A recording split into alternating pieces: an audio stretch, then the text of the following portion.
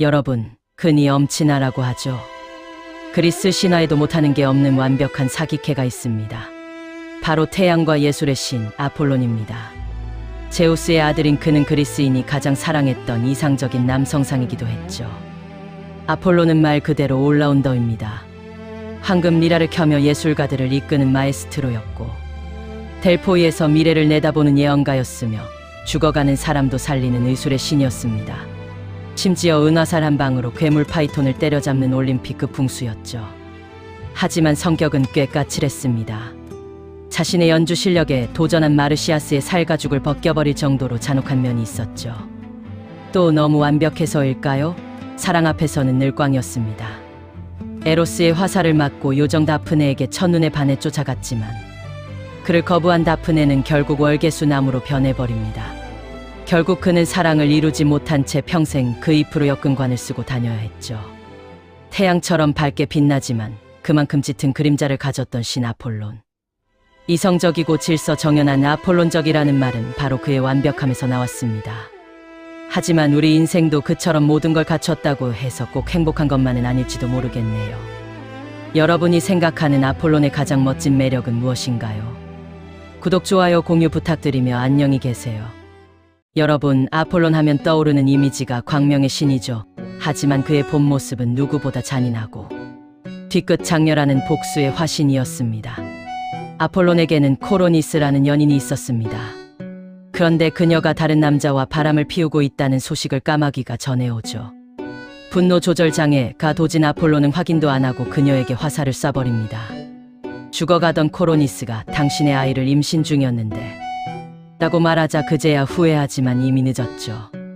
그는 애먼 까마귀를 저주해 깃털을 검게 태워버리고 죽은 연인의 배를 갈라 아들 아스클레피오스를 꺼내는 기괴한 행동을 보입니다. 더 소름 돋는 건 실력으로 자신을 건드린 자에게 내린 벌입니다. 반인반수 마르시아스가 피리 연주로 아폴론의 리라에 도전장을 내밀었죠. 결과는 아폴론의 승리. 하지만 아폴론은 여기서 멈추지 않았습니다. 감히 신에게 도전했다는 이유로 마르시아스를 나무에 묶어놓고 산채로 살가죽을 홀랑 벗겨버립니다. 그의 비명이 숲을 뒤덮었지만 아폴론은 눈 하나 깜짝하지 않았죠. 아폴론의 이름은 파괴하는 자라는 뜻도 가지고 있습니다. 질서와 이성을 상징하지만 그 선을 넘는 순간 가장 잔인해지는 신이죠. 역시 완벽한 신 곁에는 가지 않는 게 상책 아닐까요? 여러분은 아폴론의 이 잔혹한 반전 어떻게 생각하시나요? 구독, 좋아요, 공유 부탁드리며 안녕히 계세요. 여러분, 어제의 동지가 오늘의 적이 된다는 말, 딱 이 둘을 두고 하는 말입니다. 아폴론과 헤라클레스, 의리로 똘똘 뭉쳤던 그들이 사실은 솥단지 하나 때문에 대판 싸웠다는 사실 알고 계셨나요? 가족을 죽인 죄를 씻기 위해 델포이 신전으로 예언을 들으러 간 헤라클레스. 그런데 신탁을 전하는 무녀가 입을 꾹 다물고 대답을 안 해주는 겁니다. 성질 급한 헤라클레스는 참지 못하고 폭주하죠. 예언 안 해줄 거면 이 신전 필요 없잖아 라며 신전의 보물인 삼각대새 발, 솥단지를 번쩍 들어매고 도망치기 시작합니다. 내 집 안방 물건을 도둑맞은 아폴론이 가만히 있을 리 없죠. 이 근육 바보가 어디서 도둑질이야 라며 하늘에서 빛의 속도로 내려와 헤라클레스를 가로막습니다. 신계 최고의 궁수 아폴론과 인류 최강의 전사 헤라클레스의 숨막히는 대치가 시작됩니다. 아폴론은 활을 당기고 헤라클레스는 몽둥이를 휘두르며 신전 앞마당은 순식간에 난장판이 됩니다. 보다 못한 신들의 왕 제우스가 중재에 나섭니다. 둘 사이의 벼락을 쾅 내리꽂으며 소리치죠. 형제끼리 솥단지 하나로 이게 뭐하는 짓이냐. 맞습니다. 둘은 배다른 형제거든요. 결국 헤라클레스는 솥단지를 돌려주고 아폴론은 활을 식히며 신탁을 내려주는 것으로 극적 화해를 합니다. 죽음까지 대신 싸워주던 끈끈한 우정. 이면에는 이렇게 유치하게 싸우던 찐형제 모먼트가 숨어 있었습니다. 역시 가족 싸움은 칼로 물베기일까요? 구독, 좋아요, 공유 부탁드리며 안녕히 계세요. 여러분, 세상에서 가장 무서운 게 뭔지 아세요? 바로 자식을 잃은 부모의 분노입니다. 태양의 신 아폴론이 딱 그랬죠. 제우스의 벼락의 아들 아스클레피오스가 죽자 아폴론은 이성을 잃고 폭주하기 시작합니다. 하지만 상대는 신들의 왕 제우스였습니다. 감히 아버지에게 직접 덤빌 순 없었던 아폴론은 대신 아주 영리하고 잔혹한 복수를 계획합니다. 바로 제우스의 주무기인 벼락을 만드는 대장장이들. 외눈박이 거인 키클롭스 삼형제를 타깃으로 삼은 거죠. 아폴로는 곧장 그들의 대장간으로 달려가 은화살을 퍼부었습니다. 신들의 무기를 만들던 전설적인 거인들도 아폴론의 정밀한 궁술 앞에서는 속수무책이었죠. 결국 키클롭스들은 모두 사살당하고 제우스의 무기 공급줄은 완전히 끊겨버립니다. 아들을 죽인 흉기를 만든 놈들부터 처단하겠다는 아폴론의 무시무시한 집착이었습니다. 이 사실을 알게 된 제우스는 경노했습니다. 당장 아폴론을 지하 세계 타르타로스에 가두려 했지만 어머니 레토의 간곡한 부탁으로 처벌을 경감해주죠. 대신 아폴론의 신격을 박탈하고 1년 동안 인간 세상으로 내려가 테살리아 왕의 양치기, 노예로 살라는 굴욕적인 형벌을 내립니다. 최고의 남신에서 한순간에 양치기 노예로 추락한 아폴론. 그는 양을 치며 무슨 생각을 했을까요? 아들을 향한 그리움일까요? 아니면 제우스를 향한 더 깊은 원망이었을까요? 권력 앞에서도 굴하지 않았던 이 비극적인 복수극, 여러분은 어떻게 보시나요? 구독, 좋아요, 공유 부탁드리며 안녕히 계세요. 지난번 바람 피운 연인을 죽이고 배를 갈라 아들을 꺼냈던 아폴론의 잔혹한 이야기 기억하시나요? 그렇게 비극적으로 태어난 아이가 바로 인류 역사상 최고의 의사 아스클레피오스입니다. 아폴론은 아들을 반인반마 켄타우로스인 현자 케이론에게 맡깁니다. 아스클레피오스는 스승의 가르침을 스펀지처럼 흡수하더니 어느 날 뱀에게서 죽은 자를 살리는 약초의 비밀을 전수받게 되죠. 이때부터 그의 의술은 신의 경지에 오릅니다. 그가 지팡이를 짚고 나타나면 죽어가던 사람도 벌떡 일어났고 심지어 이미 숨이 끊어진 사람까지 살려내기 시작합니다. 하지만 인간이 죽지 않게 되자 세상의 질서가 무너집니다. 지옥 하데스는 텅텅 비게 되고 명계의 왕 하데스는 제우스에게 강력히 항의하죠. 형님, 이러다간 삶과 죽음의 경계가 사라지겠습니다. 제우스 역시 인간이 불멸의 신에게 도전하는 것을 용납할 수 없었습니다. 결국 제우스는 우주의 질서를 지키기 위해 벼락을 던져 아스클레피오스를 격살합니다. 아들을 잃은 아폴로는 분노했지만 제우스에게 대들 순 없었죠. 하지만 아스클레피오스의 의술만큼은 진심이었기에 제우스는 나중에 그를 하늘의 별자리인 뱀 주인 자리로 만들어 신의 반열에 올려줍니다. 오늘날 의학의 상징인 뱀이 감긴 지팡이가 바로 그의 상징입니다.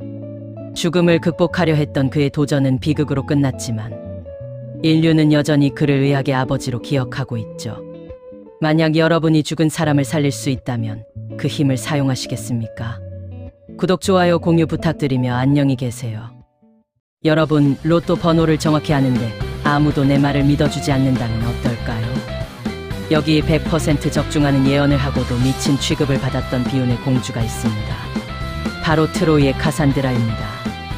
아름다운 카산드라에게 반한 아폴로는 그녀의 마음을 얻기 위해 파격적인 제안을 합니다. 나를 사랑해준다면 미래를 내다보는 예언의 힘을 선물하마. 카산드라는 일단 그 능력을 받아들입니다.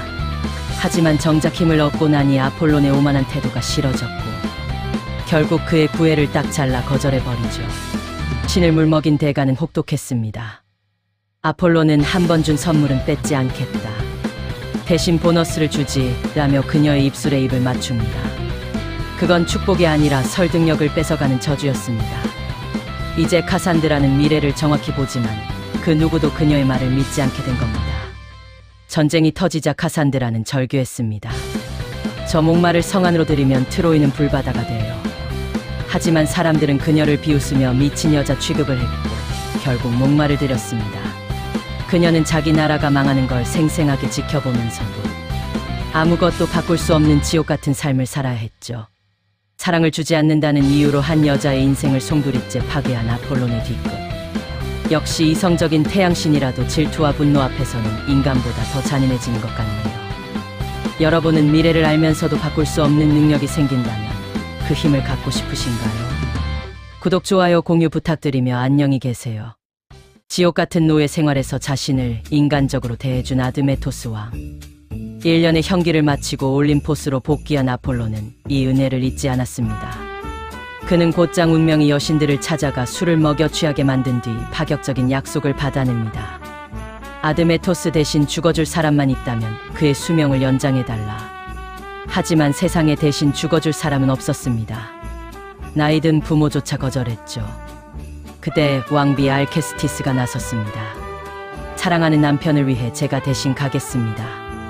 그녀가 숨을 거두자 왕국은 슬픔에 잠겼고 아드메토스는 자신의 이기적인 선택을 뼈저리게 후회하며 울부짖었습니다. 이때 아폴론의 또 다른 인맥이 빛을 발합니다. 바로 영웅 헤라클레스였죠. 아폴론은 자신의 신전에 머물던 헤라클레스에게 이 안타까운 사연을 슬쩍 흘립니다. 정의감에 불타는 헤라클레스는 곧장 장례식장으로 달려가 기다리고 있던 죽음의 신 타나토스를 힘으로 제압해버립니다. 결국 헤라클레스는 저승으로 끌려가던 알케스티스를 다시 이승으로 데려옵니다. 아폴론의 치밀한 운명 조작과 헤라클레스의 무력이 합쳐져 죽음의 법칙을 깨뜨린 순간이었죠. 아폴론은 신으로서 직접 규칙을 어길 순 없었지만 인간 친구를 동원해 소중한 친구의 가정을 지켜준 셈입니다. 차갑고 잔혹했던 복수의 신 아폴론이 보여준 가장 따뜻한 보온의 드라마. 진심 어린 친절은 신의 마음조차 움직여 죽음의 문턱에서 사랑하는 이를 데려오게 만들었습니다. 여러분은 누군가를 위해 목숨을 걸 만큼 소중한 사랑을 해본 적이 있나요? 구독, 좋아요, 공유 부탁드리며 또 만나요. 세상에서 가장 완벽한 남신 아폴론, 하지만 그의 인생이 처음부터 꽃길이었을까요? 사실 그는 태어나기 전부터 목숨을 위협받았습니다. 아버지 제우스의 외도에 분노한 헤라 여신이 명령했거든요. 햇빛이 닿는 땅 어디에서도 아폴론의 어머니 레토가 아이를 낳지 못하게 하라. 결국 레토는 바다 위를 떠돌던 척박한 섬 델로스에서 겨우 아폴론을 낳았습니다. 태어나자마자 신들의 음식을 먹고 순식간에 어른이 된 아폴론은 자신을 괴롭히던 괴물 파이톤을 화살로 쏘아 죽이며 화려하게 데뷔하죠. 하지만 이 완벽한 신에게도 치명적인 약점이 있었으니 바로 사랑입니다. 어느 날 아폴론은 꼬마 신 에로스의 활솜씨를 비웃다가 큰 코를 다칩니다. 빡친 에로스가 아폴론에겐 사랑에 빠지는 황금 화살을 요정 다프네에겐 사랑을 거절하는 납 화살을 쏴버렸거든요. 미친 듯이 구애하며 쫓아오는 아폴론을 피해 도망치던 다프네는 결국 간절한 기도 끝에 월계수 나무로 변해버립니다. 눈앞에서 사랑하는 여인이 나무가 되는 걸 지켜본 아폴론. 그는 슬픔에 젖어 그 나무잎으로 왕관을 만들었었습니다. 이게 바로 우리가 아는 월계관의 유래죠. 최고의 능력치의 태양처럼 빛나는 외모를 가졌지만 정작 사랑하는 여인의 마음은 얻지 못했던 아폴로. 완벽해 보이는 신에게도 이런 인간적인 아픔이 있었다는 게 참 아이러니하죠. 여러분은 아폴론의 이 짝사랑 이야기 어떻게 보셨나요? 구독, 좋아요, 공유 부탁드리며 안녕히 계세요. 여러분, 아빠 차 열쇠 좀 빌려줘라는 말이 얼마나 무서운지 아시나요? 신화 속 최고의 금수저 파에톤은 이 한마디로 지구를 멸망시킬 뻔했습니다. 아폴론의 아들 파에톤은 친구들에게 자신이 신의 아들임을 증명하고 싶었습니다. 결국 아빠를 찾아가 떼를 쓰죠. 진짜 아빠 맞으면 그 태양마차 한 번만 몰게 해줘요. 아폴론은 아들의 고집에 못 이겨 신들의 성물 태양마차의 고삐를 넘겨줍니다. 절대 경로를 벗어나면 안 된다 라는 신신당부와 함께요. 하지만 초보 운전 파에톤에게 4마리의 불사마들은 너무 강력했습니다. 마차는 갈지자로 흔들리다 하늘 높이 치솟아 별들을 태우고 다시 지면 가까이 급강하하며 강물을 말려버렸습니다. 에티오피아 사람들의 피부가 검게 변하고 사하라 사막이 생겨난 것도 바로 이때. 파에톤이 마차를 너무 낮게 몰았기 때문이라는 전설이 있죠. 세상이 불바다가 되자 대지의 여신 가이아가 비명을 지릅니다. 상황의 심각성을 인지한 신들의 왕 제우스는 어쩔 수 없이 결단을 내리죠. 폭주하는 마차를 멈추기 위해 파에톤을 향해 거대한 벼락을 던집니다. 벼락을 맞은 파에톤은 불타는 유성처럼 떨어져 에리다누스 강에 빠져 죽고 맙니다. 아들의 시신을 거둔 아폴로는 슬픔에 잠겨 한동안 태양을 띄우지 않았고 세상은 암흑에 잠겼죠. 자식이 이기는 부모 없다지만 때로는 과한 사랑이 독이 된다는 걸 보여주는 비극적인 이야기입니다. 허영심 때문에 소중한 생명을 잃은 파에톤. 여러분은 자신의 능력을 넘어서는 과한 욕심을 부려본 적이 있나요? 구독, 좋아요, 공유 부탁드리며 안녕히 계세요. 여러분, 세상에서 제일 무서운 게 뭔지 아세요? 바로 전문가 앞에서 아는 척하는 방구석 평론가입니다. 오늘 이야기의 주인공 미다스 왕이 딱 그랬죠.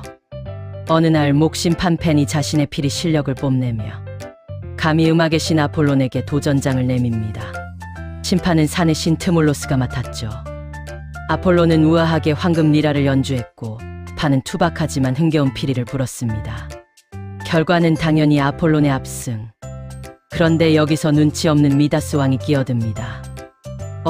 난 판의 피리가 더 신나는데. 판이 이긴 거 아님 이라며 아폴론의 심기를 건드린 거죠. 음악의 신면전에서 내 음악 별로야 라고 악플을 단 셈입니다. 예술적 자존심이 하늘을 찌르던 아폴론은 폭발합니다. 음악을 들을 줄 모르는 그 귀. 차라리 짐승의 귀가 낫겠구나 라며 미다스의 귀를 잡고 쭉 늘려버리죠.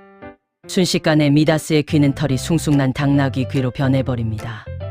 쪽팔림을 견디지 못한 미다스는 평생 커다란 모자로 귀를 가리고 살았지만 그의 머리를 깎던 이발사만은 비밀을 알게 되죠.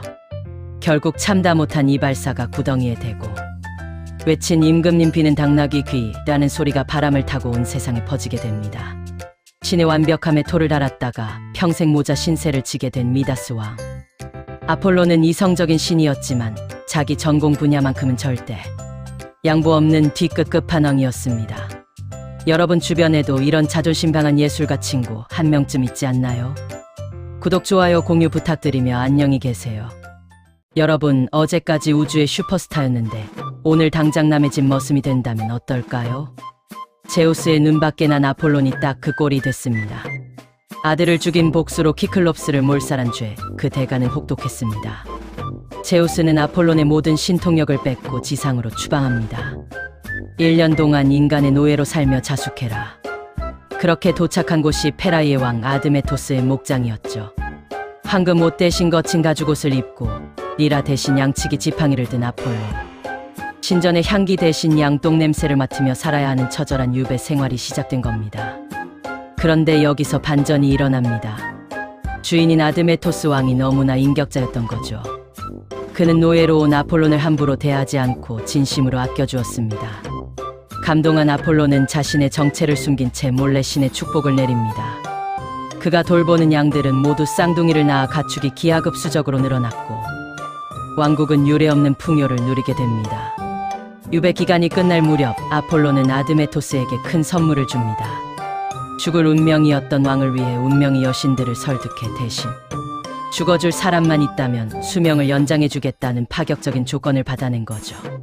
비록 이 일로 나중에 또 다른 비극이 생기지만 오만한 신이었던 아폴론이 인간과 우정을 나눈 유일한 시간이었습니다.